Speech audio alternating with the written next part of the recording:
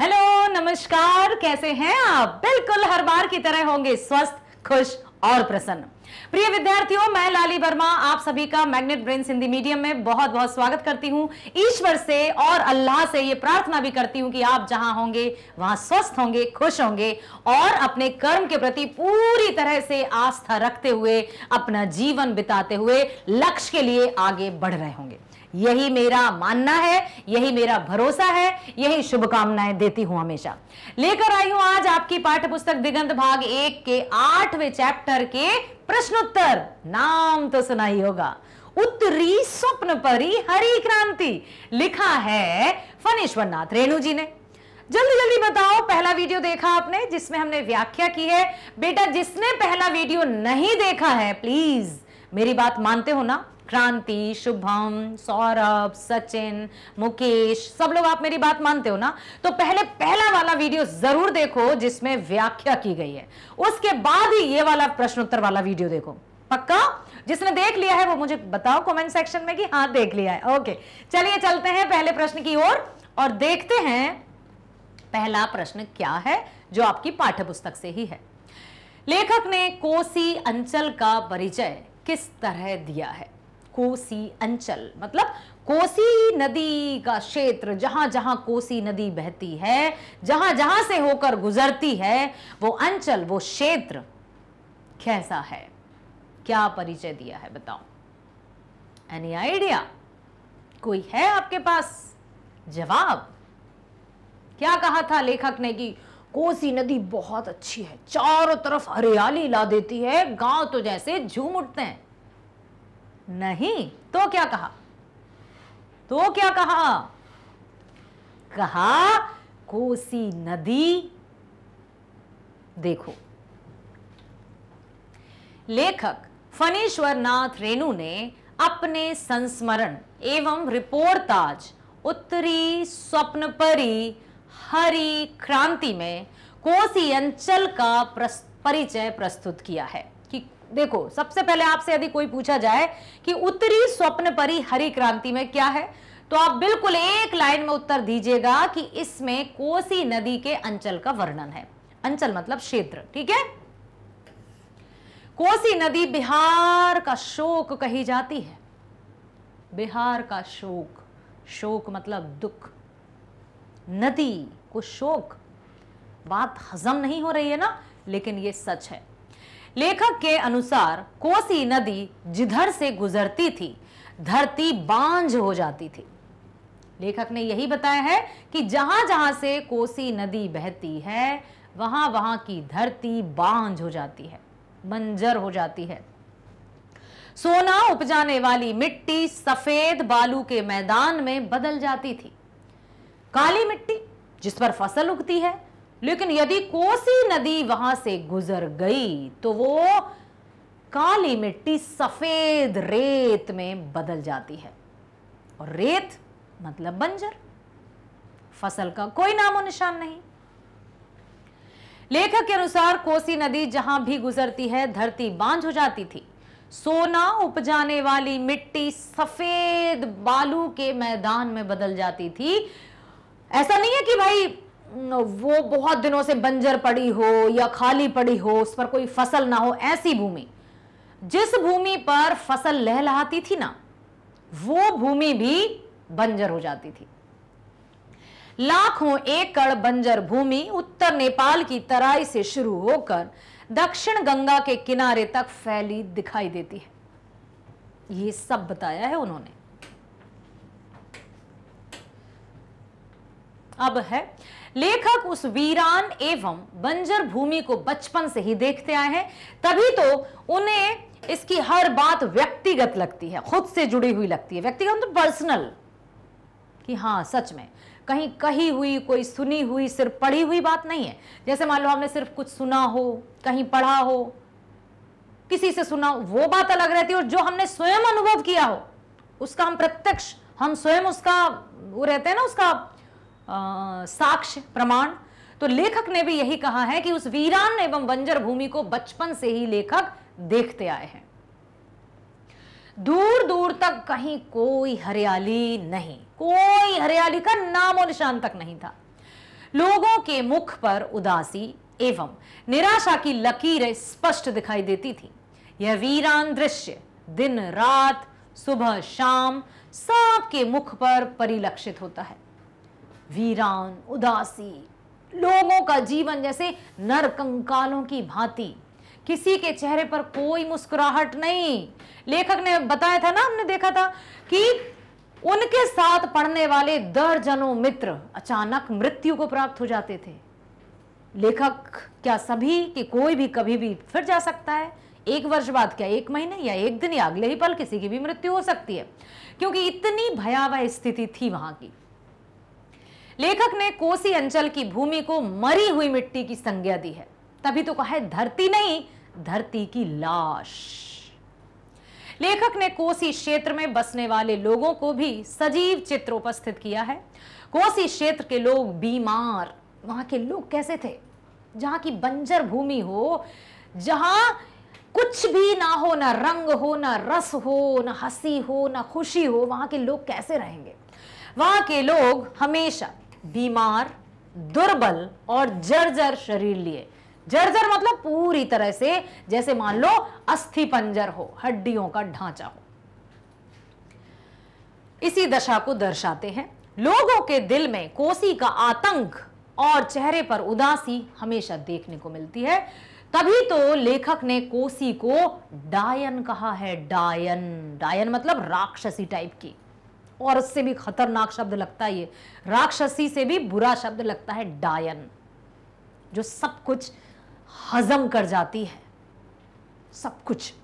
तो यहां पर लेखक ने यही कहा है कि कोसी का आतंक हर एक चेहरे पर साफ दिखाई देता था। ऐसी दहशत लोगों के मन में थी। कुछ नहीं था बेटा, हंसी खुशी कुछ नहीं था, कोई चमक नहीं थी। चमक की तो छोड़िए, मुस्कुराहट का पहला अक्षर तक किसी के मस्तिष्क में नहीं था। ये थे वहां के क्षेत्र। लेखक स्वयं उसे क्षेत्र के निवासी हैं। उन्हें अपना बचपन याद आता है। हर साल उनके दर्जनों साथी कोसी के प्रकोप से गाल के गाल में बस जाते हैं। दर्जनों साथी जो लोग दिखाई भी देते थे तो लगता था अगले वर्ष वे दिखाई नहीं देंगे। लेखक ने लिखा है अगले वर्ष क्यों, हो सकता है अगले महीने ही वे दिखाई ना दें, या फिर अगले पल, कुछ भी हो सकता है। किसी को भी कोसी अपने काल का ग्रास बना सकती है, ये बताया है। अगला प्रश्न है, जब लेखक कोसी या उसके किसी अंचल के संबंध में कुछ कहने या लिखने बैठता है तो बात बहुत हद तक व्यक्तिगत हो जाती है। ऐसा क्यों? प्रश्न बड़ा अच्छा है। क्या लिखते हैं बेटा? जब लेखक कोसी या उसके किसी अंचल के संबंध में, कोसी या उसके किसी अंचल, या तो कोसी नदी की बात करें या उसके क्षेत्र की बात करें, तो लेखक को हमेशा ऐसा लगता है जैसे उनकी कुछ व्यक्तिगत बातें हैं, वो उनसे जुड़ी हुई बातें हैं। ऐसा क्यों लगा उन्हें? तो जब भी लेखक कोसी के बारे में या वहां के क्षेत्र के बारे में लिखने बैठते हैं तो उन्हें वो बातें व्यक्तिगत क्यों लगती हैं? उत्तर बिल्कुल, जिन्होंने व्याख्या वाला वीडियो देखा है, जिन्होंने, क्या आपको देखना ही है, पहले आप पहले वाला वीडियो देखो बच्चों, पहले वीडियो देखो, पूरा का पूरा माजरा समझ में आ जाएगा कि उत्तरी स्वप्न परी हरी क्रांति क्या है। समझ में आया? तो अब जब भी कोसी या कोसी के क्षेत्र या अंचल के बारे में लेखक लिखने बैठते हैं तो ऐसा लगता है कि बहुत हद तक सब कुछ व्यक्तिगत हो जाता है, सब कुछ उन्हें पर्सनल लगता है। तो देखो क्यों? क्योंकि स्वयं लेखक भी उसी क्षेत्र के निवासी थे, उन्होंने भी ये जीवन जिया है। उत्तरी स्वप्न परी हरित क्रांति में लेखक ने स्पष्ट स्वीकार किया है कि वह जब कोसी या उसके किसी अंचल के संबंध में कुछ भी लिखने बैठते हैं तो वह वर्णन तटस्थ नहीं कर पाता, उसमें लेखक की व्यक्तिगता का सन्निवेश हो ही जाता है। ऐसा नहीं है कि वो सिर्फ सुनी हुई बातें या सिर्फ कल्पना में या हवाई किले बना रहे होंगे, वो स्वयं उन पर बिताए हुए एक्सपीरियंस्ड, जिसको कहते हैं कि वहां के क्षेत्र में वे स्वयं रहे हैं, इसलिए वो पूरी उसमें समावेश हो जाते हैं। ऐसा संभवतः इसीलिए होता है कि कोसी के साथ लेखक का भावात्मक एवं रागात्मक संबंध है। उसके, अब यहां पर देखो, कोसी के साथ लेखक का भावात्मक और रागात्मक, भावना से भी जुड़े हैं और उसके हर एक पहलू से वाकिफ हैं। उसके स्वभाव संस्कार में कोसी पूरी तरह रची बसी है, क्योंकि लेखक स्वयं भी उसी क्षेत्र के निवासी हैं। समझ में आया? अतः उसके वर्णन चित्रण में उनकी व्यक्तिकता घुल मिल जाती है। जब भी कभी कोसी का वर्णन होता है, जब भी कभी उससे संबंधित कोई चर्चा होती है, लेखक अपने आप को शामिल किए बिना रह ही नहीं सकते। जैसे मान लो आपसे हम कहें कि बेटा कुछ लिखिए आप, तो हम जो भी, जैसे आप मुझसे कहें तो मैं कुछ भी लिखूंगी, तो मैं क्या लिखूंगी? आप कहें कि सिर्फ अपने बारे में लिखिए, या मैं आपसे कहूं कि आप अपने बारे में लिखिए, तो हम जब भी अपने बारे में लिखेंगे तो हम कहाँ रहते हैं, क्या करते हैं, कैसा हमारा वातावरण, इसके बारे में लिखेंगे ना। उस क्षेत्र के बारे में हमें लिखना होगा, तब हमारे बारे में सब जान पाएंगे। यस, तो बस जब भी लेखक से कोसी या उस अंचल की बात की जाती है तो वो स्वयं को शामिल कर लेते हैं। क्यों? क्योंकि स्वयं भी वहीं के निवासी थे। क्लियर? अब हम चलते हैं अगले प्रश्न पर। पाठ में लेखक ने कोसी को माई भी कहा है। हाँ, बहुत बहुत बहुत अच्छा प्रश्न है कि एक तरफ लेखक ने कोसी को डायन कोसी लिखा है और उन्होंने माई भी कहा है। ये कैसे हुआ? एक तरफ डायन, एक तरफ माई। हाँ, पाठ में लेखक ने कोसी को माई भी कहा है और डायन कोसी शीर्षक से रिपोर्टाज लिखने की चर्चा भी की है। ये कैसे हुआ? लेखक का कोसी से कौन सा रिश्ता है? माई का या दहशत का? प्रश्न क्या पूछता है? कोसी नदी के साथ लेखक का रिश्ता क्या है? माई मतलब मां, जो भरण पोषण करती है। डायन मतलब दहशत, जिसकी परछाई से भी डर लगता है, उसके नाम में भी भयंकरता है। तो फिर लेखक के साथ कोसी का रिश्ता है कौन सा? माई वाला या डायन वाला? क्या लगता है आपको? हाँ, जो बता सकते हैं, बिल्कुल वे बच्चे बता सकते हैं जिन्होंने पहला वीडियो देख लिया है, जिन्होंने व्याख्या सुनी है, समझिए। ठीक है, तो यहां पर लेखक फणीश्वर नाथ रेणु का कोसी से अटूट रिश्ता है। अटूट मतलब जो कभी टूट नहीं सकता। कोसी को उन्होंने माता, माई कहकर पुकारा है। उनकी दृष्टि में कोसी माई भी है। उनकी नजर में कोसी का जल पवित्र है। कैसे? फिर ये क्यों लिखा है कि जहां जहां से कोसी गुजरती है वो भूमि बंजर होती जाती है, परती होती जाती है। एक तरफ लिखते हैं कि कोसी का जल पवित्र है। ये कैसे हो सकता है कि कोसी का जल पवित्र भी है और उसका जल बंजर भी बना दे? अरे भाई, और उसका जल भूमि को बंजर भी बनाता है। इसलिए उन्होंने कोसी को पुण्य सलिला भी कहा है। पुण्य सलिला, जो सबकी प्यास बुझाए, जो सबके लिए परोपकार करे। कोसी को उन्होंने तांत्रिकों की देवी भी माना है, इसलिए वे उसे छिन्न माता कहकर पुकारते हैं। कोसी की भयानकता एवं भयावहता को देखकर वे उसे भीमा और भयानक भी कहते हैं। कोसी की परियोजना से क्षेत्र के लोगों को बहुत लाभ मिला, लोगों की खुशहाली आई, इसीलिए उसे वे प्रभावती भी कहते हैं। ये भी सही है। हर एक नाम के पीछे यह कारण समझ में आ रहा है ना आपको कि क्यों उसको क्या कहा गया है। पुण्य सलीला, भीमा, प्रभावती, ये सब क्यों कहा गया है। साथ ही कोसी की भयानक छवि से भयभीत होकर लेखक ने 20-22 साल पूर्व, सुनना मेरी बात, उन्होंने वर्तमान में उसको माई कहा है, लेकिन 20-22 वर्ष पूर्व डायन कोसी के नाम से उन्होंने रिपोर्टाज भी लिखा था। ठीक है, जो जनता पत्रिका में प्रकाशित किया था। रिपोर्टाज गद्य लेखक की आधुनिक विधा है। आंखों देखी या कानों सुनी जीवन की किसी सच्ची घटना पर आधारित जानकारी ही रिपोर्टाज होती है। रिपोर्टाज में किसी भी तरह से कल्पना को स्थान नहीं दिया जाता। जो वास्तविकता है, जो यथार्थ है, वही रिपोर्टाज में शामिल होता है। ठीक है, देखो, रिपोर्टाज गद्य लेखन की आधुनिक विधा है। आंखों देखी या कानों सुनी जीवन की किसी सच्ची, देखो यहां पर सच्ची पर जोर दे रहे हैं हम, सच्ची घटना पर आधारित जानकारी ही रिपोर्टाज कहलाती है। यदि आपसे हम पूछे कि बेटा बताओ रिपोर्टाज किसे कहते हैं, तो आप क्या कहोगे? जीवन की सच्ची घटनाओं पर आधारित सुनी हुई या देखी हुई जो बातें हैं उन पर आधारित जो रचना की जाती है वही रिपोर्टाज कहलाता है, सच्ची बातों पर। इसमें कल्पना, अच्छा लिखा तो है यहाँ, इसमें कल्पना का कोई स्थान नहीं होता। यह तथ्यों पर आधारित होती है, प्रमाणों पर आधारित होती है, सबूतों पर आधारित होती है। बिल्कुल डेट टू डेट, तिथि के अनुसार भी लिखा जाता है कि कब, कहां, क्यों, कैसे, क्या हुआ। ठीक है, कोसी नदी ने क्षेत्र के वासियों को तबाह किया था। संपूर्ण उपजाऊ भूमि वीरान हो गई थी। दूर दूर तक कहीं कोई हरियाली दिखाई नहीं दी थी। लेखक भी कोसी की निर्दयता से त्रस्त थे। 20-22 साल पूर्व की बात। इसीलिए उन्होंने कोसी को डायन कहकर पुकारा। इतना ही नहीं, उन्होंने डायन कोसी नामक एक रिपोर्टाज की जनता पत्रिका में प्रकाशित किया। अतः लेखक ने कोसी एक वरदान एवं कोसी एक अभिशाप, दोनों रूप में कोसी से अपना रिश्ता जोड़ा है, क्योंकि वो दोनों के क्या रहे हैं, वे भोगी, अनुभवी। ठीक है, अब है अगला प्रश्न। मानव ही सर्वश्रेष्ठ प्राणी है। पाठ के संदर्भ में स्पष्ट करिए। मानव ही सर्वश्रेष्ठ प्राणी है।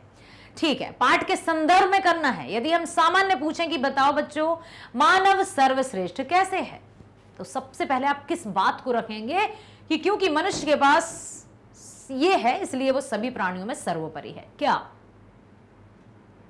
बुद्धि, बल, बोली, क्या? वाणी, बोली। ठीक है, वेरी गुड। मनुष्य में वाक शक्ति है जो अन्य प्राणियों में नहीं, या फिर अच्छा हां, मनुष्यों की बोली को पशु भी समझ जाते हैं। हीरा मोती प्रेमचंद जी द्वारा रचित उपन्यास या जो भी पालतू पशु होते हैं वो हमारी भाषा समझ जाते हैं, डांट को सहम कर दुबक जाते हैं, प्यार को पूंछ हिलाने लगते हैं। तो वाणी हमारे पास एक ऐसा अनमोल उपहार है ईश्वर प्रदत्त जो हमें अन्य प्राणियों से सर्वश्रेष्ठ बनाता है। बुद्धि हमारे पास ऐसा दिया है प्रभु ने गुण जो हमें सर्वश्रेष्ठ बनाता है। अब बुद्धि सुबुद्धि और कुबुद्धि में हो जाती है, कुमति और सुमति में हो जाती है कि जहां सुमति तह संपत्ति नाना और जहां कुमति तह विपत्ति निदाना। सुमति सद्बुद्धि, अच्छी बुद्धि से जब काम लिया जाता है तो सारे कार्य बहुत अच्छे हो जाते हैं, और यदि कुमति कुबुद्धि आ जाए तो बने बनाए काम भी बिगड़ जाते हैं। विनाश काले विपरीत बुद्धि। ठीक है, इसलिए हमें सद्बुद्धि के साथ कार्य करना है, समझदारी के साथ कार्य करना है। मनुष्य है ये कभी भूलना नहीं है। मनुष्य का मतलब सिर्फ डील डॉल नहीं, हमारा हुलिया नहीं है कि हम सिर्फ मनुष्य हैं। हमारी बुद्धि, हमारी वाक शक्ति जिससे हम सबसे ऊपर हैं, तो अपनी वाणी में हमेशा मधुरता लानी है ताकि जिससे हमारी पहचान है वो पहचान हमेशा अमर रहे। मानव ही सर्वश्रेष्ठ प्राणी है। अब हमें बताना है पाठ के संदर्भ में कि लेखक ने ऐसा क्यों लिखा है कि मनुष्य ही सर्वश्रेष्ठ प्राणी है।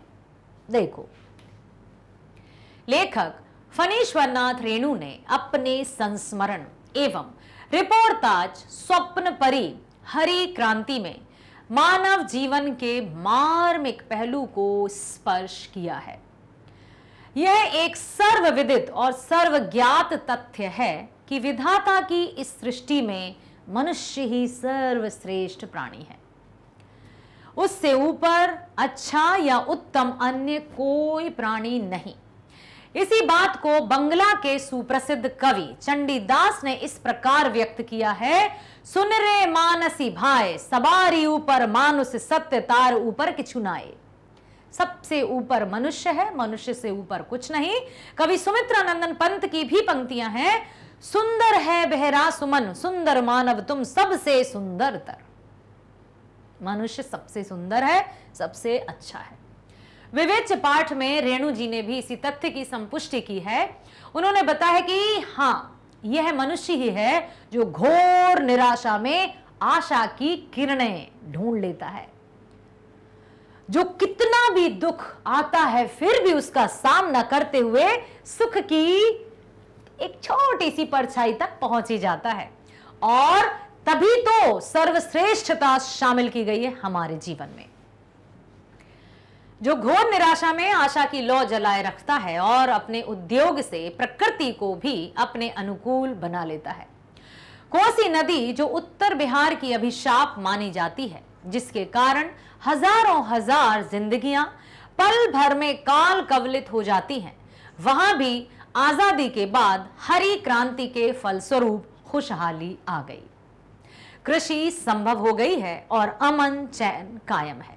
इस प्रकार प्रस्तुत पाठ में यह पूरी तरह सत्यापित और प्रमाणित हो जाता है कि मनुष्य ही सर्वश्रेष्ठ प्राणी है। वह चाहे तो कुछ भी संभव हो सकता है, उसके लिए कुछ भी असंभव नहीं।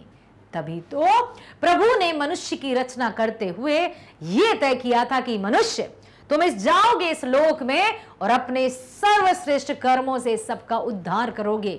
लेकिन पता नहीं संगति से क्या हुआ कि दो प्रकार से मनुष्य बट गए, अच्छाई में और बुराई में। अच्छा मनुष्य, बुरा मनुष्य, सुबुद्धि कुबुद्धि, दुर्व्यवहार सद्व्यवहार। कहां से आ गई है बुराई? छोड़ो, हमें क्या करना है? हमें तो सद्व्यवहार अपनाना है, मधुर वाणी का प्रयोग करना है। बताओ, मुझसे प्रॉमिस जरूर करना कि आप बहुत अच्छे से व्यवहार करेंगे, बड़ों के साथ हमेशा आदर पूर्वक बर्ताव करेंगे, छोटों के साथ स्नेह पूर्वक बर्ताव करेंगे। जब कभी दुख हो या क्रोध हो तब कुछ भी अपने मुख से ऐसी बात नहीं निकालेंगे जिसको सुनकर दूसरों को दुख पहुंचे। ठीक है बच्चों? विवेच्य पाठ में हमने देख लिया है कि अब क्या हुआ फिर कि आशा की लौ जलाए चलता है वह मनुष्य है और अपने उद्योग से प्रकृति को भी अपने अनुकूल बना लेता है। कोसी नदी जो उत्तर बिहार की अभिशाप मानी जाती है, जिसके कारण हजारों हजार जिंदगियां पल भर में काल कवलित हो जाती हैं, वहां भी आजादी के बाद हरी क्रांति के फलस्वरूप खुशहाली आ गई है, कृषि संभव हो गई है और अमन चैन कायम हो गया है। उत्तरी स्वप्न पर ही हरी क्रांति, जो लगता था कि कभी भी कोसी के अंचल में खुशहाली आ ही नहीं सकती, अब वो सपना साकार हो गया है। इस प्रकार प्रस्तुत पाठ में पूरी तरह सत्यापित और प्रमाणित हो जाता है कि मनुष्य ही सर्वश्रेष्ठ प्राणी है, वह चाहे तो कुछ भी संभव हो सकता है। इसलिए कभी भी किसी भी बाधा, परेशानी, मुश्किल से विचलित नहीं होना है, डर कर पीछे कदम नहीं बढ़ाना है। जब मंजिल की तरफ बढ़ चले हो तो उस मंजिल तक पहुंचना ही तुम्हारा एक मकसद होना चाहिए। विवेकानंद जी का कथन हमेशा याद रखिए कि उठो, जागो और तब तक मत रुको जब तक कि मंजिल प्राप्त ना हो जाए। जरा सी हार, जरा सी लापरवाही, जरा सी मुश्किल में कुछ विचलित हो जाते हैं और अपनी मंजिल ही भूल जाते हैं। तो अपने लक्ष्य को नहीं बदलना है, रास्ता बदल सकते हो कि ये नहीं हम दूसरा, मंजिल हमारी एक है। ठीक है? अगला है, सुदामा जी की किस कथा का उल्लेख पाठ में किया है? तो जिस तरह से सुदामा मंदिर देखिए डरियो, जैसे ही श्री कृष्ण के पास, कृष्ण के साथ रहकर सुदामा जब अपने गांव की ओर आते हैं और वहां देखते हैं कि उनकी झोपड़ी कहां गई, वहां तो कंचन मतलब सोने के महल खड़े हैं। सुदामा चकित। ठीक इसी तरह से उसी गांव का, जहां के लेखक थे, एक कर्मठ व्यक्ति था जो पश्चिम बंगाल में जाकर रहने लगा था खाने कमाने के लिए, क्योंकि यहाँ की भूमि पूरी परती थी। पहले तो वो कुछ तीज त्योहार पर आता ही था, परंतु फिर तो वो वहीं रह गया और वहीं बस गया। 8 साल बाद जब वो आता है ये विचार लेकर कि वो अपनी जमीन बेच देगा, कुछ बीघा जमीन थी, लेकिन स्टेशन पर उतरकर वो पगडंडी से जाता है, सोचता है मैं अपने गांव, लेकिन जैसे ही देखता है अरे ये तो लहलहाते हुए खेत हैं, धान की खेती है, मैं लगता है गलत स्टेशन पर आ गया, इसीलिए सुदामा से तुलना की है। लेखक फणीश्वर नाथ रेणु ने अपने पाठ उत्तरी स्वप्नपरी हरि क्रांति में सुदामा जी की कथा का उल्लेख किया है। कोसी परियोजना की सफलता के बाद कोसी अंचल की धरती हरी भरी हो गई। मक्का, धान, गेहूं की फसलें बंजर भूमि में उगने लगी। कोसी के प्रकोप के कारण उस क्षेत्र के बहुत लोग घर द्वार छोड़कर कहीं बाहर जाकर बस गए थे। उन्हीं लोगों में एक हैं सुदामा जी। लोगों ने नाम दे दिया उनका सुदामा जी। 3 साल पहले की बात है। लेखक को अपने गांव जाने पर नई एवं रोचक कहानी मिली। लेखक के गांव का एक व्यक्ति गांव छोड़कर बंगाल चला गया था। वहीं पर रहकर अपने परिवार का भरण पोषण कर रहा था। कुछ वर्षों बाद वो गांव में लौट कर आता है कि मैं अपनी जमीन बेच दूं। लेकिन देखो हुआ क्या, कभी कभार गांव आता था। एक बार वह 8 वर्षों बाद आया, बंगाल में बस गया। गांव में 1-1.5 बीघा जमीन थी, उसी को बेचने के लिए गांव आया। स्टेशन से उतरकर उसने गांव की पगडंडी पकड़ी। कुछ दूर जाने के बाद उसने अपने गांव की ओर निगाह दौड़ाई और देखकर वो चकित हो गया। लेकिन उसे अपना वीरान गांव नजर ही नहीं आया, क्योंकि वो जैसा गांव छोड़कर गया था, पहले कोई न्यूज, टेलीविजन, समाचार पत्र या मोबाइल या वीडियो कॉल तो हुआ नहीं करते थे कि देखो अब गांव की स्थिति बदल गई, वापस आ जाओ। कुछ नहीं था। जो जहां है बस वो वहीं के बारे में खबर रखता था। बाकी कहीं जाना है तो वहां पर पहुंचोगे, जाओगे, देखोगे, तब पता चलेगा। ठीक है। तो जब वो आया, लेकिन उसे अपना वीरान गांव नजर नहीं आया, उसकी पड़ती जमीन नजर नहीं आई। उसे लगा वह रास्ता भूलकर दूसरी जगह आ गया है। जहां तक उसकी नजर जाती, लहलहाते धान के खेत नजर आते। चारों ओर हरियाली थी। नहर, आहार, पैन पुलिया और बांध दिखाई दे रहे थे उसे। वह व्यक्ति समझ बैठा कि वह लगता है नींद में किसी दूसरे स्टेशन पर उतर गया है। वो वापस जाने लगा और पूछा, भैया मुझे इस गांव जाना है, मैं कहां आ गया? चिंतित होकर पूछने लगा कि क्या यह वही स्टेशन है? तो उसका गांव कहां चला गया? बाद में पता चला कि हाँ, सही स्टेशन पर उतरे हो भैया, यह वही गांव है जहां वह रहता था। गांव के लड़कों ने उसका नया नाम दिया सुदामा जी। ठीक है। जिस प्रकार सुदामा जी जब कृष्ण के दरबार से लौटकर अपने घर आए थे और विशाल महल देखकर आश्चर्यचकित हो गए थे, उन्हें विश्वास नहीं हो रहा था कि वह घर उन्हीं का है, वह महल उन्हीं का है। इसी तरह से इस व्यक्ति या सुदामा जी जो नाम दिया है उसको भी विश्वास नहीं हो रहा था। लेखक के गांव के सुदामा जी भी अपना गांव और अपनी जमीन देखकर घबरा गए कि कहां गई मेरी वीरान सी जमीन, पड़ती जमीन, कहां गया मेरा ऐसा सब कुछ जो गांव था, पूरा बंजर सा, दुखी से रहते थे लोग, नरकंकाल से घूमते फिरते थे, वो गांव कहां गया? क्योंकि वहां तो कुछ और ही हो गया था कोसी बांध के बाद। अब क्या हुआ? जब वास्तविकता का पता चला तो वे गांव में फिर से बस गए। छोड़ दिया उन्होंने बंगाल, आ गए अपने परिवार के साथ गांव रहने। अपना परिवार उठाकर वे फिर गांव आ गए। अब वे अपने 1.5 बीघा जमीन में 3-3 फसलें उगाने लगे। लोग उन्हें सुदामा जी कहकर पुकारने लगे, क्योंकि बिल्कुल सुदामा की जैसी स्थिति थी, इनकी भी यही स्थिति थी। आओ चलते हैं अगले प्रश्न पर। अगला प्रश्न है, लेखक अपने दूसरे उपन्यास में दूने उत्साह से क्यों लग गए? पहले उपन्यास से इसका क्या संबंध है? पहला उपन्यास कौन सा था? मैला आंचल। दूसरा उपन्यास परती पर कथा। तो प्रश्न है कि लेखक अपने दूसरे उपन्यास में दूने उत्साह से क्यों लग गए भैया? अरे भाई, हर एक व्यक्ति को, जैसे पहले हमने कोई काम किया, ठीक है, अब हमें और अच्छा परिणाम चाहिए और सच में हमें निरंतरता के साथ अपनी मेहनत में वृद्धि करना ही चाहिए। सामान्य रूप से यदि हम कहें, ऐसा नहीं कि जितनी मेहनत हमने कल की थी उतनी हमें आज करना है। बेटा, कंपटीशन बढ़ गया है। आप देखो, जैसे पहले जब हम स्कूल में पढ़ते थे तब 60% के ऊपर या 60% लाना एक बहुत बड़ी बात थी। सीबीएसई स्कूल में पढ़ना बहुत बड़ी बात थी। 60% मतलब अरे भैया फर्स्ट डिवीजन आ जाती थी। और आज 60% का कोई मतलब रोल ही नहीं है। 90% से नीचे कोई लाता ही नहीं है।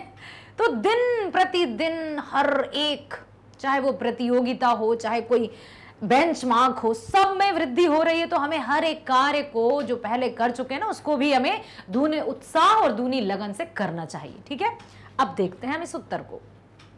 लेखक फणीश्वर नाथ रेणु ने अपने पहले उपन्यास में कोसी क्षेत्र के लिए एक सुनहरे दिन की कल्पना की थी। पहला जो उपन्यास था कोसी के लिए, उन्होंने एक सुनहरे दिन की कल्पना मात्र की थी। पहले उपन्यास में उन्होंने क्या किया था? कोसी के लिए कल्पना, सिर्फ सुनहरी कल्पना। ठीक है, इतना ध्यान रखो। उन्होंने कल्पना की थी कि हिमालय की कंदराओं में एक विशाल डैम बनाया जा रहा है। सिर्फ कल्पना। और कल्पना, या कहते हैं ना, जहां ना पहुंचे रवि वहां पहुंचे कवि। ठीक है, तो हिमालय की कंदराओं में एक विशाल डैम बनाया जा रहा है, पर्वत तोड़े जा रहे हैं, हजारों लोग इस कार्य में लगे हैं। लाखों एकड़ जमीन जो बंजर है, वहां की मिट्टी शस्य श्यामला हो उठेगी, जमीन फसलों से हरी भरी हो जाएगी, मकई के खेत में बालाएं हंसती नजर आएंगी।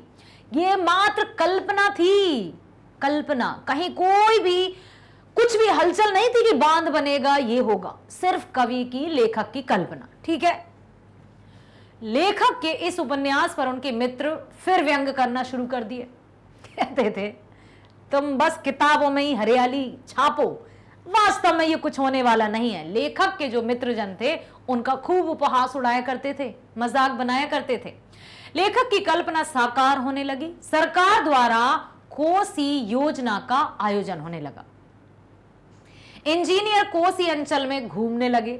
लेखक ने यह सब देखकर दूने उत्साह से अपना दूसरा उपन्यास परती पर कथा में हाथ लगा दिया कि अरे वाह, जो मैंने सोचा था, जो मैंने कल्पना की थी, मात्र कल्पना, कुछ हलचल नहीं थी कि बांध बन सकता है, लेकिन उन्होंने ये कल्पना कर ली थी पहले उपन्यास में। और जब उन्होंने देखा कि अब इंजीनियर्स आने लगे हैं, लगता है कोसी बांध बनने की तैयारी में है, बस फिर क्या था, दूने उत्साह के साथ उन्होंने परती पर कथा, अपना दूसरा उपन्यास लिखना शुरू कर दिया। पहले उपन्यास में लेखक ने कल्पना की थी कि लोगों का दिन लौटेगा, लेकिन अब देखो लोगों में खुशी आएगी। दूसरे उपन्यास में लेखक का सपना साकार होता नजर आया। उपन्यास लिखने के दौरान लेखक पहाड़ों की कंदराओं में जाकर देवगणों को तपस्या करते देखा आते। बराह क्षेत्र उनका नया तीर्थ स्थल बन गया। वहां आदमी चट्टानों से लड़ रहे थे। आदमी चट्टानों से लड़ रहे थे मतलब क्या कर रहे थे? चट्टानों के साथ युद्ध कर रहे थे, तलवार के साथ पत्थरों को तोड़ रहे थे। ठीक है। लेखक बड़े बड़े टनेल में पहाड़ काटने वाले पहाड़ी जवानों से बातें करके धन्य हो जाते थे। पत्थरों को तोड़ा जा रहा था, चट्टानों को हटाया जा रहा था। जब कोई डायनामाइट या कुछ ऐसा नहीं था कि एक डायनामाइट लगाया और चट्टानें बिखर गईं। सब कुछ मनुष्य के हाथ में था। मनुष्य अपने हाथों से, हथौड़े और कुदाल से ये सब चट्टानें तोड़ते थे। समझे आप? अरुण, तिमुर और सुड़ कोसी के संगम पर बैठकर पानी मापने वाले, सिल्ट की परीक्षा करने वाले विशेषज्ञ को श्रद्धा तथा भक्ति से प्रणाम करके लौट आते कि धन्य है मनुष्य, मनुष्य ही सर्वश्रेष्ठ प्राणी है। देख देख कर यह समझ में आता कि सच में तभी तो कहा जाता है कि मनुष्य सर्वश्रेष्ठ प्राणी है। और ये कभी आप दिल से और दिमाग से निकाल ना देना कि हम सर्वश्रेष्ठ प्राणी हैं। समझे बेटा? आलसी मनुष्य सर्वश्रेष्ठ नहीं होता, नकारा व्यक्ति सर्वश्रेष्ठ मनुष्य नहीं होता, लापरवाह सर्वश्रेष्ठ नहीं होता। सर्वश्रेष्ठता कर्म में दिखनी चाहिए और हमेशा पूरे लगन से, समर्पण भाव के साथ कर्म करना है। लेखक के नए उपन्यास से एक नई बहस का दौर शुरू हुआ। लेखक का उपन्यास पूरा हुआ और उसके बाद प्रकाशित भी हुआ। उस समय कोसी प्रोजेक्ट परीक्षा निरीक्षा के दौर से गुजर रहा था। लेखक के कृपालु मित्रों को इस बार मजाक का ही नहीं, बहस का भी विषय मिल गया। अब है अगला, जिन्हें विश्वास ना हो वे स्वयं आकर देख जाएं, प्राणों में घुले हुए रंग धरती पर किस तरह फैल रहे हैं, फैलते ही जा रहे हैं। इस उद्धरण की सप्रसंग व्याख्या कीजिए। जिन्हें विश्वास ना हो वे स्वयं आकर देख जाएं, प्राणों में घुले हुए रंग धरती पर किस तरह फैल रहे हैं और फैलते ही जा रहे हैं। जो लोग पहले लेखक का मजाक उड़ाते थे, बड़ी बड़ी बातें करके उन पर व्यंग करते थे कि देखो क्या लिख रहा है, अरे देखो, तो लेखक ने कहा है कि देखो, जिनको विश्वास नहीं हो रहा है वो खुद आकर देख लो। यूं हवा में तीर नहीं छोड़े जा रहे हैं, अब सारे सपने साकार होने वाले हैं और हो रहे हैं, क्योंकि शुरुआत हो चुकी है, आगाज हो चुका है। सप्रसंग व्याख्या है प्रस्तुत सार गर्भित पंक्तियां हमारी पाठ्य पुस्तक दिगंत भाग 1 में संकलित उत्तरी स्वप्न परी हरि क्रांति शीर्षक संस्मरणात्मक रिपोर्टाज से उद्धृत है। संस्मरण मतलब अपनी यादों में ही लेखक ने लिखा है। रिपोर्टाज इसलिए कि उन्होंने सही सही बातें लिखी है, कुछ ऐसा नहीं कि बहुत सारा फेक फाक दिया हो, इधर उधर की बात है। इसके लेखक फणीश्वर नाथ रेणु है। पाठ के अंत में कोसी क्षेत्र में आए सुंदर बदलावों को मद्देनजर यह लेखक के प्रसन्न मन का सहज उद्गार है। प्रस्तुत पंक्तियों के माध्यम से कोसी क्षेत्र जो कभी धूसर, वीरान और बंजर हुआ करता था, अब खुशहाली पर प्रसन्नता व्यक्त की गई है। कोसी जहां जिंदगियां उदास रहती थीं, कभी किसी के चेहरे पर हंसी तो छोड़िए मुस्कुराहट भी आने से डरती थी, लोगों की आंखों में उदासी, मन में नीरसता, सब कुछ बुझा बुझा सा। लेकिन अब क्या हो रहा है? कब किसकी मौत हो जाए कुछ ठिकाना नहीं था कि दिन बदल गए। कोसी योजना के फलस्वरूप आई हरि क्रांति ने वहां के लोगों के जीवन में खुशी दे दी। लेखक पहले जैसा सोचा करते थे और उस आशा भरी सोच के कारण दूसरों की नजर में उपहास के पात्र भी होते थे, लोग उनकी हंसी उड़ाया करते थे। एक और बात मैं बता दूं बेटा, जैसे कोई भी नया कार्य जब हम करते हैं जो असंभव सा लोगों को दिखाई देता है, तो सब कहते हैं अरे मत करो यार भाई, क्यों अपना टाइम की खाली पीली कर रहे हो, छोड़ो तुमसे ना हो पाएगा, या फिर देखो देखो इसको ये क्या कर रहा है। जैसे कोई वैज्ञानिक हैं, कुछ आविष्कार होते हैं, कुछ इन्वेंशंस होते हैं, तो लोग उन पर हंसते हैं ना। सफल हो गया तो अरे वाह वाह, और असफल हो गया तो इस पागल को हमने पहले ही समझाया था। ऐसे भी अपशब्द लोगों को सुनने को लोग कहते हैं किसी व्यक्ति के नए काम की शुरुआत में। लेकिन यहां मैं आपको एक बात कहना चाहूंगी, जब मन में जज्बा हो, जुनून हो, सकारात्मक सनक हो, तो हमारे लिए कुछ भी असंभव नहीं। आप तो आगे आज की पीढ़ी हो बच्चों, इतने ऊर्जावान हो, इतने अच्छे हो, किसी भी मुश्किल से कभी डरना नहीं, नित्य निरंतरता के साथ आगे बढ़ना। अब लोगों की नजरों में लेखक कई बार उपहास के, हंसी के पात्र भी बने। अब वहां वैसी ही सुंदर स्थितियां उत्पन्न हो गई हैं जैसी लेखक ने कल्पना में की थी जब लोग उन पर हंसते थे। अतः लेखक ने वैसे लोगों को लक्ष्य कर, जो कभी उसकी बातों पर विश्वास नहीं करते थे, स्पष्टता कहा है कि जिन्हें कोसी क्षेत्र जाए इन विस्मयकारी बदलावों पर विश्वास ना होना, वे जाकर अपनी आंखों से देखाएं। जिन लगता है कि सब कुछ कल्पना है, ऐसा संभव सा है, आ जाओ। हम तो कह रहे हैं भाई आकर देख लो ना, शायद तब तुम्हें विश्वास हो जाए। इसलिए अब हम कुछ नहीं कहेंगे। और एक बात मैं यहां कहना चाहूंगी कि कभी भी किसी के कारण अपने सिद्धांतों को मत तोड़ना, कभी किसी के कारण अपने जो सिद्धांत हैं उनको कभी मत बदलना। समझ में आया? ये नहीं कि अरे हमने तो ऐसा कहा था, ऐसा कहा था, कुछ नहीं। आपकी बात पर यदि कोई भरोसा ना करे और आप सत्य हो, बिल्कुल उसको भरोसा दिलाने की जरूरत नहीं है, क्योंकि लोग वही सुनते हैं, वही मानते हैं जैसे लोग होते हैं। कभी भी कसम खाने की आवश्यकता नहीं हो कि अरे मेरी बात पर भरोसा करो, सच्ची ये वो, दुनिया भर की बात मानना है मानो, कह रहे हैं, नहीं मानना है अपना रास्ता नापो, बात खत्म। ठीक है? तो यथा दृष्टि तथा सृष्टि, यदि अच्छे लोग होंगे तो अच्छे लोग ही उनके संपर्क में रहेंगे और उनकी बात मानेंगे। प्रशंसा भी वही करते हैं जो प्रशंसनीय रहते हैं, और अच्छे लोगों के गुणों को भी वही समझ पाते हैं जो स्वयं गुणवान होते हैं। क्लियर हुआ? चलो आगे चलते हैं। तब उन्हें पता चल जाएगा, लेखक ने कह दिया कि जिसको थोड़ा सा भी आश्चर्य लग रहा है या अभी भी विश्वास नहीं, आ जाओ देख लो, पता चल जाएगा कि मेरे सपने आज कैसे सच साबित हो रहे हैं। वहां के जीवन में हरियाली आ गई है, सुख समृद्धि बरस रही है। प्रस्तुत गद्यांश में हरी क्रांति के फलस्वरूप कोसी क्षेत्र की आबाद जिंदगी को यथार्थता उजागर करती है। अगला है, रेणु के इस रिपोर्टाज की मुख्य विशेषताएं क्या हैं, अपने शब्दों में लिखिए। रिपोर्टाज आप समझ ही गए हैं, उत्तरी स्वप्नपरी हरी क्रांति। तो यहां पर इस रिपोर्टाज की मुख्य विशेषताएं क्या है, मुख्य विशेषता है क्या, किस तरह से लिखेंगे?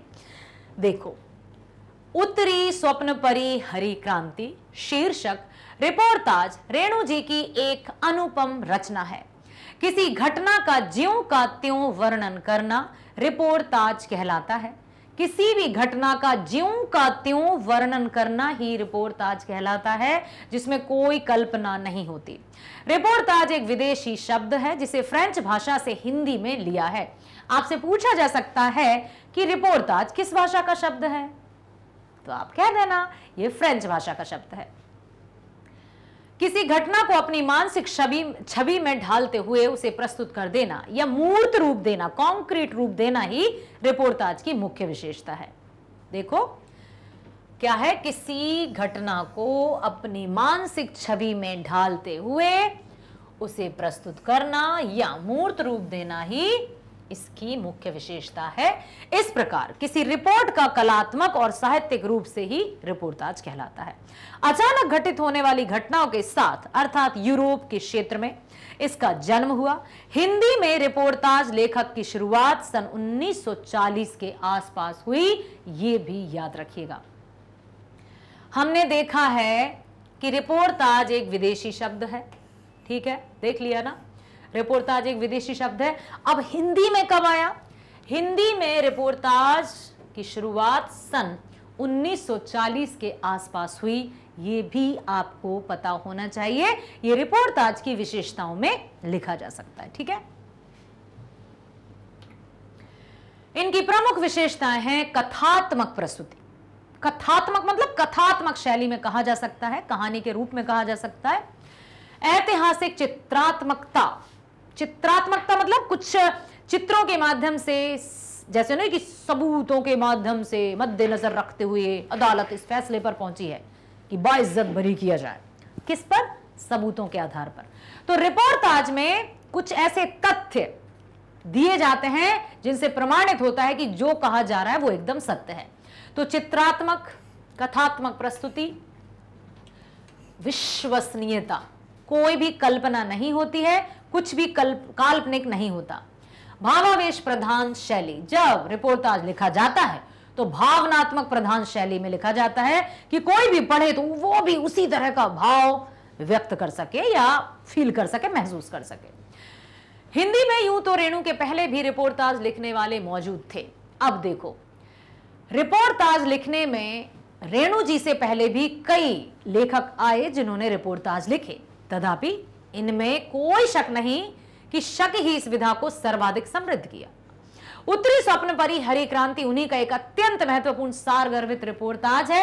रेणु जी ने रिपोर्टाज विधा को अत्यधिक उसको मतलब ऊंचाई पर पहुंचाया, ऐसा हम कह सकते हैं। इसमें कोसी क्षेत्र की सुदीर्घ नीरसता, भयावहता के बीच हरी क्रांति के कारण आई बदलाव या तब्दीली, खुशहाली का बड़ा सुंदर वर्णन भी हुआ है और चित्रण भी हुआ है, ठीक है। जब हम कहते हैं ना धान के हरे हरे खेत लहराते हैं, हमारे मन मस्तिष्क में धान के खेत लहराने लगते हैं, हरी हरी फसल आ जाती है। रिपोर्टाज के रूप में इस पाठ की मुख्य विशेषताएं इस प्रकार है। विवेच्य रिपोर्टाज में कोसी का इतिहास, वर्तमान और भूगोल सब कथात्मक रूप में प्रस्तुत हुआ है। पहले क्या था, अब क्या है, और उस भूगोल तो समझ रहे हैं, जियोग्राफिकल कंडीशन भी सामने बताते हैं लेखक। लेखक ने वहां से जुड़ी सभी बातों को एक कथा सूत्र से जोड़ दिया है। विवेच्य रिपोर्टाज मतलब जो विवेचन किया जा चुका है उसी की हम बात कर रहे हैं। परिवेश पूर्ण रूपेण ऐतिहासिक है, जिसमें लेखक की हार्दिकता का रंग भी भरा पूरा है। चित्रात्मकता रिपोर्टाज विधा की एक उल्लेखनीय विशेषता है। चित्रात्मकता मतलब रिपोर्टाज में चित्रात्मकता का होना अनिवार्य है। चित्रात्मकता कैसे? ऐसा नहीं है कि अब लेखक चित्र बनाएंगे, नदी ऐसी होती है, धान की खेती लहला रही, चित्र की नहीं, जो भी शैली होगी, जो भी भाषा का प्रयोग किया जाएगा, ऐसी भाषा की पढ़ते समय पाठक के मन में वो दृश्य उत्पन्न हो जाए, वो होती है चित्रात्मक शैली। ठीक है बच्चों, तो यहां पर लिखा है चित्रात्मकता रिपोर्टाज विधा की उल्लेखनीय विशेषता है। यह रिपोर्टाज इस गुण से सम्मिलित है। रेणु जी ने कोसी क्षेत्र के जीवन को चित्रात्मक रूप से उपस्थित करके सजीव एवं साकार कर दिया है। पुनः प्रस्तुत रिपोर्टाज में वर्णित चित्रित सारे तथ्य अतिशय विश्वसनीय एवं प्रमाणिक हैं। पूरी तरह से प्रमाणिक भी लिख दिया है कि इनमें कहीं कोई कल्पना नहीं है, जो भी वर्णित हुआ है वो सत्य है, तटस्थ है, विश्वसनीय है, प्रमाणिक है। ठीक है, तो एक रिपोर्टाज कैसा होना चाहिए? तथ्य आधारित, विश्वसनीय और प्रमाणिक। ठीक है, लेखक ने सिर्फ कपोल कल्पना नहीं की, वरन वास्तविकता के ठोस धरातल पर वहां की जीवनगत हलचल का अंकन किया है। अतः इसकी विश्वसनीयता पर कोई आंच नहीं आ सकती, कोई कभी उंगली नहीं उठा सकता। रिपोर्टाज लेखक की शैली बहुधा भावावेश प्रधान होती है। कहना ना होगा कि इस दृष्टि से रिपोर्टाज खरा उतरता है। लेखक का वस्तु वर्णन में प्रायः सर्वत्र भावावेश उमड़ पड़ा है। निष्कर्ष हम कह सकते हैं कि उत्तरी स्वप्न परी हरि क्रांति निसंदेह न केवल रेणु का ही एक उत्तम रिपोर्टाज है, बल्कि यह संपूर्ण हिंदी रिपोर्टाज के मध्य विशिष्ट एवं विलक्षण है। क्या बात है! जब कभी भी रिपोर्टाज या हिंदी साहित्य की गद्य विधा रिपोर्टाज का वर्णन किया जाए तो अब आप लिख सकते हैं कि हिंदी साहित्य में रेणु जी द्वारा रचित उत्तरी स्वप्न परी हरि क्रांति एक श्रेष्ठ रिपोर्टाज है। ठीक है बच्चों, अब चलते हैं पाठ के आसपास।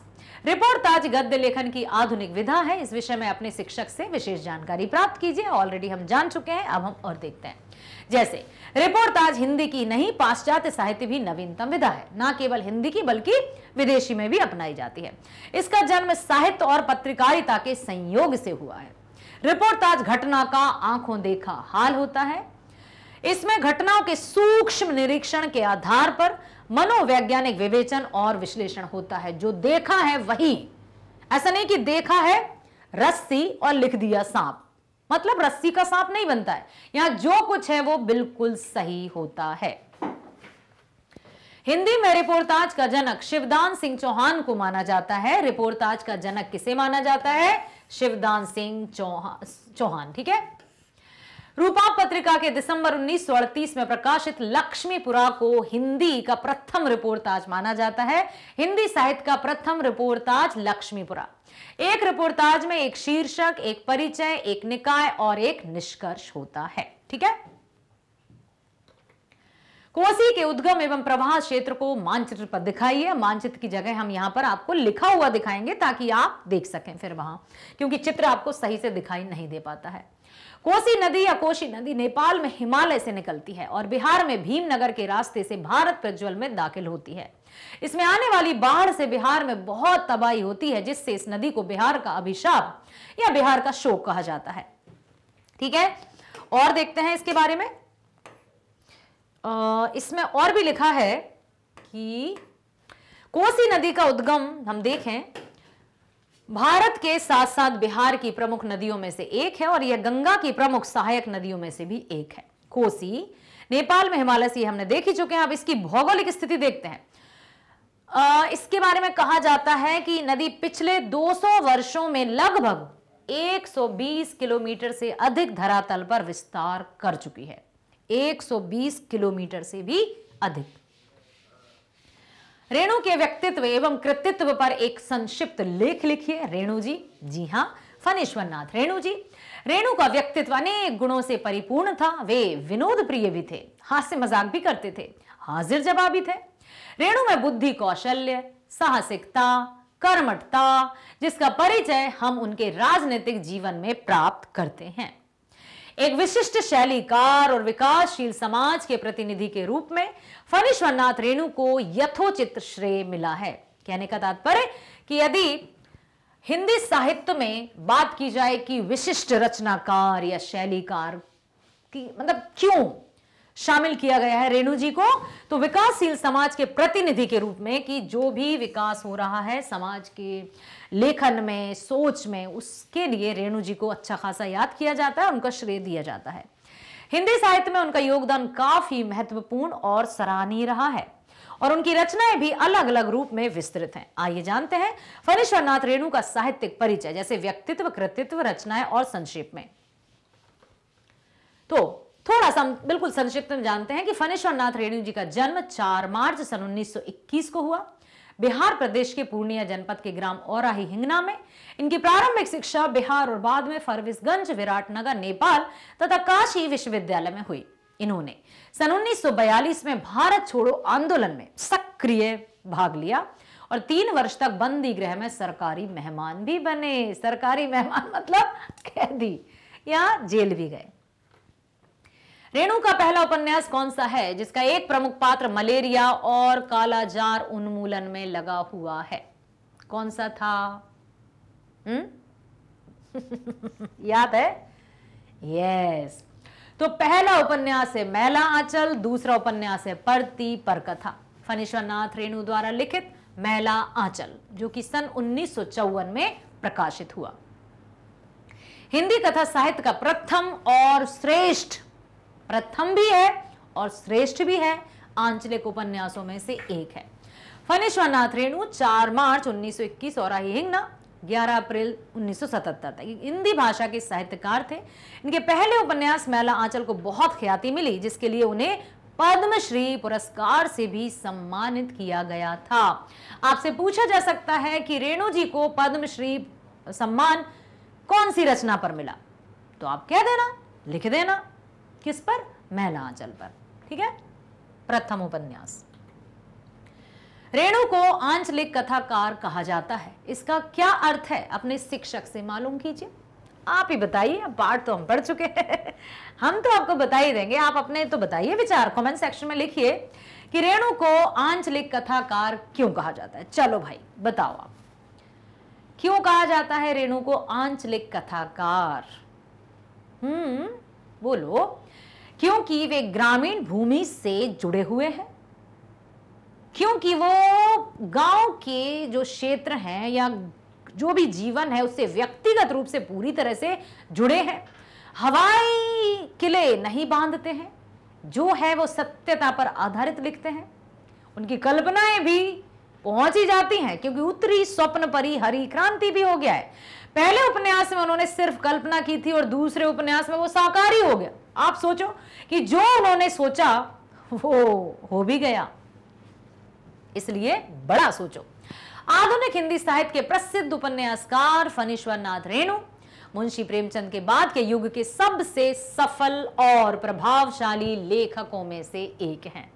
उन्होंने आंचलिक क्षेत्र को अपने उपन्यास मैला आंचल में चित्रित किया, जिसमें समकालीन ग्रामीण भारत की जीवन शैली को उजागर किया है। यह उपन्यास प्रेमचंद के गोदान के बाद सबसे सफल हिंदी का उपन्यास माना जाता है। मेरे प्यारे प्यारे बच्चों, याद रखना कि सबसे प्रसिद्ध उपन्यास माना जाता है प्रेमचंद जी के गोदान उपन्यास को, और गोदान के बाद यदि किसी उपन्यास का श्रेष्ठ उपन्यासों में नाम आता है तो वो रेणु जी द्वारा रचित मैला आंचल। ठीक है, समझ में आया? तो गोदान के बाद मैला आंचल ही वो उपन्यास है जो विश्व प्रसिद्ध है, भूलना नहीं। फणीश्वर नाथ रेणु का जन्म 1981 को 21 को बिहार के अररिया जिले के सिमराहा रेलवे स्टेशन के पास एक छोटे से गांव औराही हिंगना में हुआ, और वहां उन्होंने ये सब कुछ देखा। कोसी नदी के बारे में डायन कोसी कहा, फिर कोसी मैया भी कहा। उस कहने के पीछे पूरे पूरे कारण उन्होंने दिए हैं कि क्यों उन्होंने कोसी डायन की रचना की थी, रिपोर्टाज की, क्यों उन्होंने कोसी को मैया कहा, सबके पीछे उन्होंने कारण दिए हैं, सबूत के साथ अपनी रचना में प्रस्तुत किए हैं, ताकि यदि किसी के मन में जरा सी भी शंका या संदेह या उंगली उठाने की हो तो जरा पढ़ लो और देख लो जाकर। कह दिए साफ साफ उन्होंने कि जो उनका व्यंग किया करते थे जो उन पर उपहास किया करते थे उनसे साफ साफ कहा है कि आकर देख लो भाई, जो लिखा था वो सत्य हो गया है। अब हम चलते हैं भाषा की बात की तरफ। निम्नलिखित शब्दों के प्रत्यय निर्दिष्ट करें। प्रत्यय और उपसर्ग से आप भली भांति परिचित होंगे। वे शब्दांश जो किसी मूल शब्द के पूर्व या पहले लगकर एक नए शब्द का निर्माण करें। उपसर्ग प्रत्यय जो किसी मूल शब्द के अंत में या बाद में लगकर नए शब्द का निर्माण करें। तो यहां क्या है बेटा? प्रत्यय। स्वाभाविक क्या होगा? प्रत्यय एक। Very good. क्षणिक यहां भी एक। प्रकाशित इत। पुलकित यहां भी इत। कवलित यहां भी इत। अब देखते हैं समास। हो मजा आ गया भाई। अब मैं देखना चाहती हूं कि किसको समास पता है। 10वीं कक्षा में मैंने बड़े अच्छे से आप लोगों को समास पढ़ाया था और वीडियो भी है कि किस तरह से जाने। यदि आपने वीडियो देखा है, एक ट्रिक भी मैंने बताई थी, अभी मैं नहीं बताऊंगी तो वे बच्चे तुरंत बता देंगे कि इसमें कौन सा समास है। अभी मैं कुछ नहीं बता रही हूं किसे कहते हैं किसे नहीं कहते, ठीक है। आया है होली दिवाली। दिवाली बड़ी की मात्रा भी आ सकती है, कभी कभी छोटी की भी आ जाती है। होली दिवाली जहां दोनों पद समान, द्वंद्व समास क्या होगा यहां? यस, आसन्न प्रसवा। आसन्न प्रसवा मतलब यहां आ जाएगा कर्मधारय, ठीक है। जो जब हम विशेषण और विशेष्य का वर्णन करते हैं सिर्फ तभी यहां कर्मधारय। धीरे धीरे, धीरे धीरे में भी आ जाएगा आपका अव्ययी भाव, क्योंकि धीरे धीरे अव्यय शब्द है जो कभी नहीं बदलता। हरे भरे में फिर आ जाएगा द्वंद्व, रोम रोम में फिर अव्ययी भाव आ जाएगा। बालू भरे तत्पुरुष आ जाएगा बालू से भरे, ठीक है। पर्यायवाची हमजोली। हमजोली किसे कहते हैं? हिंगोली। डाबर हिंगोली की बात नहीं कर रहा है, हाजमोला की गोली की भी बात नहीं कर रहा है। हमजोली मतलब मित्र, ऐसा कुछ। हमजोली यार, तो मित्र या सहचर। धरती, धरा, भूमि, वसुंधरा, ठीक। धीरे धीरे, अब इसको लिखेंगे समास में आगे। ओहो, इंसान को कहेंगे मनुष्य। विधाता ब्रह्मा, पहाड़, पर्वत, गिरी। अब है महिला शब्द महा से बना हुआ है। इसी तरह के शब्द निम्नांकित रूपों से बनाए। आओ देखें, समझ में आया कि अब है महिला किससे बना है? महा धन ईला, महिला। अब है लघु। लघु से क्या शब्द बन सकता है? अरुण से क्या बन सकता है? गुरु से क्या बन सकता है? या किससे बना है? हरित, लाल, मधुर, श्वेत। लघु मतलब क्या होता है? जैसे महा मतलब तो विशाल हो गया, महान हो गया। महान है जो स्त्री या महिला कहा है, तो यहां पर लघु का अर्थ होता है छोटा। लघिमा, अड़िमा, गड़िमा आपने सुना होगा। जैसे अष्ट सिद्धि 9 निधियां होती है ना, तो उसमें अड़िमा, लघिमा ये अष्ट सिद्धियां होती हैं। 9 निधि, अष्ट सिद्धि। अब आता है अरुणिमा। अरुण का मतलब होता है लाल, ठीक है। गुरु का आ जाएगा गरिमा, गरिमा, ठीक है। हरित का आ जाएगा हरितिमा। लाल का आ जाएगा लालिमा। और मधुर का आ जाएगा मधुरिमा, मधुरिमा, ठीक है। श्वेत का आ जाएगा श्वेतिमा। निम्नलिखित शब्दों का संधि विच्छेद कीजिए। संधि विच्छेद अर्थात आपको इन शब्दों को तोड़ना है, विच्छेद करना है। समास में होता है विग्रह, संधि में होता है विच्छेद। समास 2 पदों का मेल होता है, मतलब 2 शब्दों का मेल, और संधि वर्णों का, अक्षरों का। अब उन्मूलन तो क्या हो जाएगा? संधि हिमालय, मर्माहत, आयोजन, उन्नत। यहां आ जाएगा आपका उत धनमूलन। जब कभी भी छोटा ऊ के साथ आधा ना आ जाता है तो वो ता में परिवर्तित हो जाता है। ये संधि के नियम है। संधि वाला मैजिक ट्रिक एक वीडियो है, उसको जरूर देखिएगा। आपको यदि संधि से रिलेटेड कोई भी डाउट्स आपके होंगे तो आपको पूरी तरह से क्लियर हो जाएंगे बेटा। हिम धन आलय, मर्म धन आहत, आयोजन, आयोजन, उन्नत, उत धन्नत। क्योंकि यहां भी हमने देखा था कि छोटा ऊ और ना, यहां भी एक आधा ना है। यदि हम लिख सकते हैं इसको उन्नत, ऐसे लिखते हैं ना, तो जब कभी ऊ के साथ आधा ना आता है तो वो ता में परिवर्तित होता है। ये रूल है, ये नियम है, इसको याद रखना होगा। ठीक है, याद रखने के लिए संधि वाला वीडियो जरूर देखना। ठीक,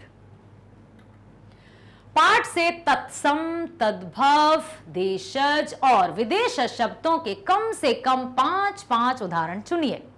है तो ये कार्य आपका कि आपको पता होना चाहिए कि क्या होते हैं देशज, क्या होते हैं विदेशज, क्या होते हैं तत्सम, क्या होते हैं तद्भव। चलो संक्षिप्त में मैं बता देती हूं। तत्सम अर्थात संस्कृत के शब्दों को यथावत, बिल्कुल वैसे जैसे वे संस्कृत में है, हिंदी भाषा में प्रयोग किए जा रहे हैं, तो तत्सम। तद्भव जो संस्कृत के शब्द हैं लेकिन उनका थोड़ा परिवर्तन करके हिंदी में प्रयोग किया जा रहा है, तद्भव। देशज जो हमारे ही देश के हैं, देश विदेशी मतलब जो अन्य भाषाओं से, अन्य देशों से हमारी हिंदी में शामिल हुए हैं। ठीक है, तो ऐसे कई शब्द आए हैं जैसे तत्सम। तत्सम आया है स्वप्न, सर्वविदित, दक्षिण, बंध्या, आशा इत्यादि। ये हैं आपके तत्सम अर्थात संस्कृत के शब्द। आई बात समझ में? अब हम देखते हैं तद्भव। तद्भव मतलब जैसे थे उससे थोड़ा सा परिवर्तन हुआ है। तद्भव, हरि, हरित, हरित आता है संस्कृत में तत्सम। यदि हरित है तो तत्सम है, हरि है तो तद्भव है। धरती, सोना, बरसात, आग, जैसे अग्नि होता तो संस्कृत होता। देशज, पगड़ी। अब ये देखो, हरि, धरती, सोना, बरसात, आग।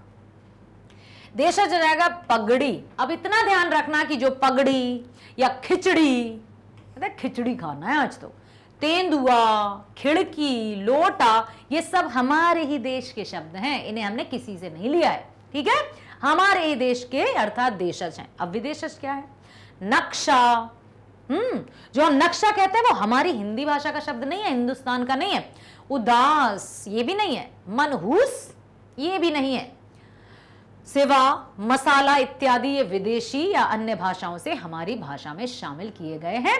और जो भी शब्द हैं उनको 4 तत्सम, तद्भव, देशज, विदेशज में बांटा गया है। और किसी भी भाषा में अन्य भाषा के शब्द आ जाने से भाषा अधिक समझने योग्य हो जाती है। इसलिए इन चारों के चारों शब्द जो प्रकार हैं उन सब का अपनी अपनी जगह विशेष स्थान है। हम ये कदापि ना सोचें कि अरे हमारी हिंदी में विदेशी शब्द क्यों आ गए। अरे भाई ये फोन है, फोन भी तो हमारा नहीं है ना शब्द। हाँ, साइकिल है, साइकिल भी हमारा नहीं है, नहीं है ना हमारा। और बताइए, मोटर, रेल, गली, गली, गैलरी, पेन, मतलब हम जो उपयोग में लाते हैं, हिंदी हम बोलते हैं लेकिन वो हमारी भाषा में ऐसे शामिल हो गए हैं जैसे खिचड़ी, दाल, चावल सब मिक्स हो जाता है ना, उसी तरह से। ठीक है, निम्नलिखित वाक्यों से संज्ञा पदबंध, विशेषण पदबंध, सर्वनाम पदबंध, क्रिया पदबंध और क्रिया विशेषण छाटे। इस पर्ती के उदास और मनहूस बादामी रंग को बचपन से ही देखता आया हूं। इस पर्ती के ये है संज्ञा, उदास और मनहूस ये भी संज्ञा। बचपन से ही, कब से, यहां प्रश्न आ गया कब से, कब, कहां, कितना क्रिया विशेषण में आता है। देखता आया हूं सिर्फ साधारण क्रिया है। ठीक है, और देखते हैं, मकई के खेतों में घास गढ़ती औरतें सचमुच बेवजह हंस पड़ती हैं। अब है घास गढ़ती औरतें, तो ये तो संज्ञा ही होगा।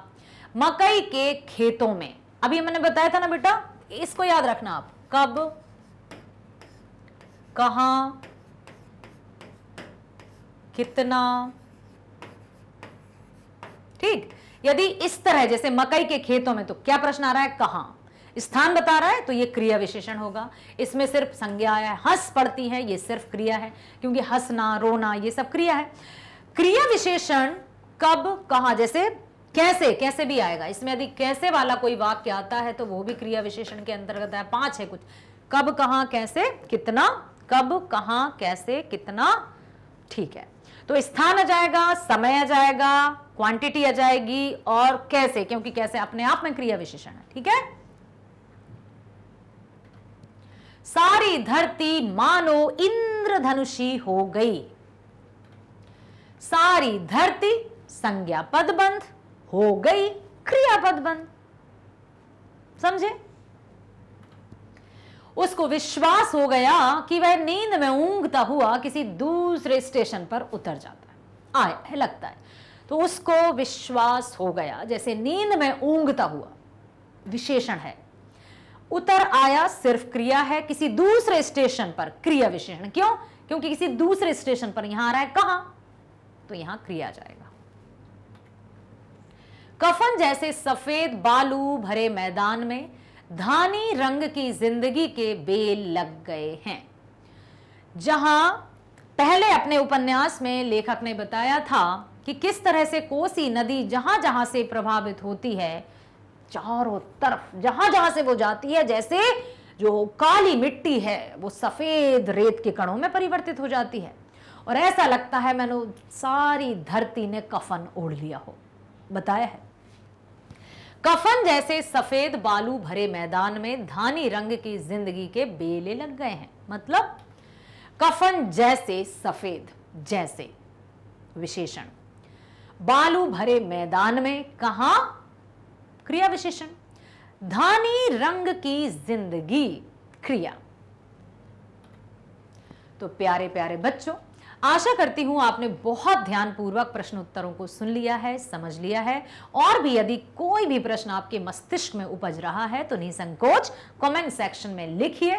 जब भी मैं आपके कमेंट्स देखूंगी उनका रिप्लाई अवश्य करूंगी, क्योंकि मैं चाहती हूं मेरे बच्चे जो भी आप सुन रहे हैं, पढ़ रहे हैं, पूरा जहन में और मस्तिष्क में बस जाए। यदि इस पाठ से, किसी भी पाठ से संबंधित यदि परीक्षाओं में कोई भी प्रश्न आ जाए तो आप बहुत अच्छे से उसका उत्तर लिख सके और अच्छे अंक भी प्राप्त कर सके। साथ ही साथ जीवन मूल्यों की भी हम चर्चा करते हैं, क्या करना चाहिए, कैसे रहना चाहिए। तो प्यारे बच्चों, हमेशा आपको रहना है स्वस्थ, खुश और प्रसन्न। कर्म के प्रति पूरी तरह से समर्पण भाव अपने मन में रखिए और बने रहिए मेरे साथ मैग्नेट ब्रेन्स हिंदी मीडियम पर। मिलते हैं अगले वीडियो में। स्वस्थ रहिए, खुश रहिए। Bye bye. Thank you so much.